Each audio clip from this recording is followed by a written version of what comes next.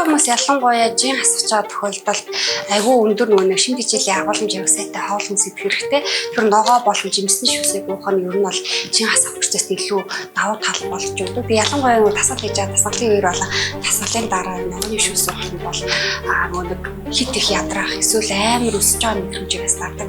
Тийм учраас жингээ хасж байгаа тохиолдолд илчлэг өндөртөө эсвэл бан одоо глюкоз юм шүү гэж айж нөгөө хоол хүнсээс хит их хасах хэрэггүй. Яа тэгэхээр глюкоз ч гэсэндээ яг юунаас гарч ирсэн гэдэг санаа өөр байгаа аахгүй. Тэгэхээр ногооны шүс бол жаас жамс тэрцэнгүү эрүүл хүнсэнд ордог. Тэгээ эрүүлдээ дээр нь чин хасгаад чинь бас аюул чухал нөлөө үзүүлэх юм учраас заавал ногооны шүс бэлтгэл хийж байгаа үедээ тасгал хийж байгаа үедээ эсвэл хит их өсөж байгаа үедээ уугараа гэж зөвлөдөг. Эрүүл ирээдүй итгэлтэй хүнс.